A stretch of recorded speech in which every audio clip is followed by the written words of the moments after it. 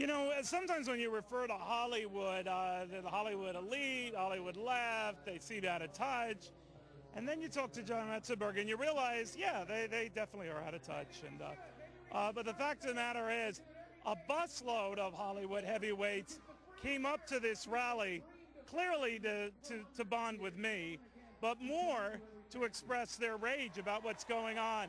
The celebrated actor and the guy who holds the distinction of being in every hit Pixar film, to say nothing of all the other stuff he's done, from Cheers to championing the American worker, John Ratzenberger. Good to have you, my friend. Neil, thank you. Why are you here? Well, I've always celebrated common sense, and it's not a Democrat or Republican issue. It really isn't. It's not a left or right issue. It's common sense. At some point, still trying to figure this out, we became a nation that honors failure and rewards it instead of honoring success and rewarding it. We made a turn somewhere in the last 20 years, and that's what's brought us to this point. When someone gets up in the morning and says, yeah, I want to start a business, and I want to feed my family, oh, I can't? Why can't I? Oh, because of the taxes. And that's why so many businesses are leaving California. And as we all know, you know, everything we do and everything we are as a culture depends on one person's ability to put a nut and a bolt together. Manufacturing is the strength of America. But manufacturing is leaving. And you have an auto industry that's on its knees right now. Would you bail them out? I'm a big fan of Ford. So Ford's doing it, not taking any money. You're like them, but you'd let GM go. I would let GM go because people will come and buy different divisions, and I think more jobs would have sprung out of that. All right, so for you, John, this is not a anti-Democrat rage and a Republican rage. For you, it's just an anti-big government rage. Could you explain what that means?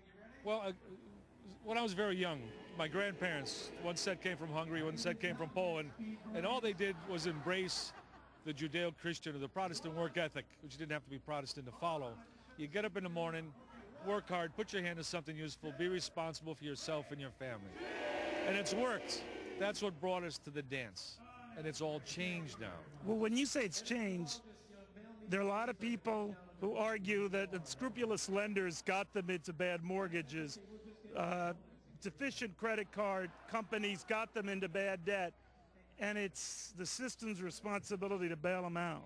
What are you saying? It's not the system's responsibility. They knew going into it whether they could afford that debt or not. That's what it's all about. How much do I have in the piggy bank?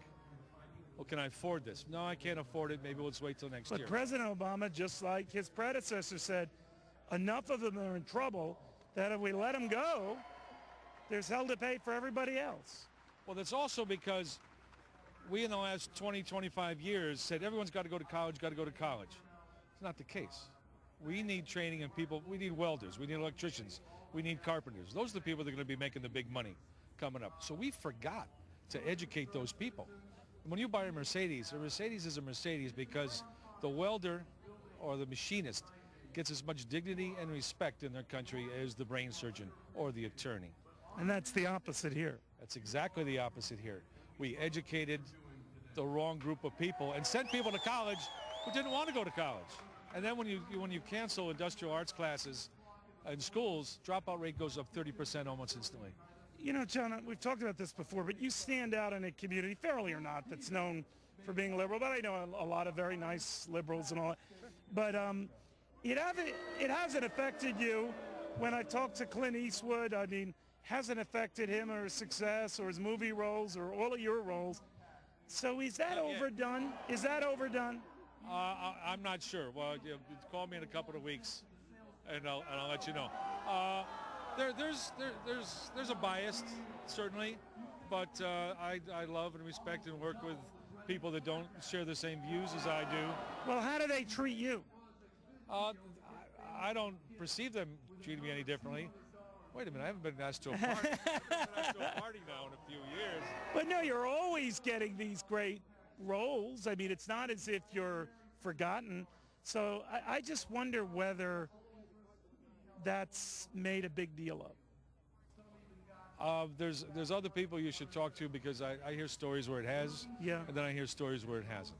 I think it depends on where you are in the pecking order of Hollywood, maybe. I got you. I And don't know. if you get like you or Eastwood to a certain status, I mean, But again, I just go by the work ethic. I get up in the morning, work as hard as I can, and be responsible for my loved ones. That's what I do. So that's as far as I take that thought. many are saying that these rallies are personal Obama slaps. Do you think they are? I think it's a slap on if it's Obama, it's more than Obama. It's much bigger. I think it started years before Obama. I mean, the Fannie Mae, Freddie Mac, Obama didn't start that. That's right. Very good point. Who started that? You're right. I don't know who started that. Right. But it started years ago. John, thank you very, very much. We're going to continue live from Sacramento. The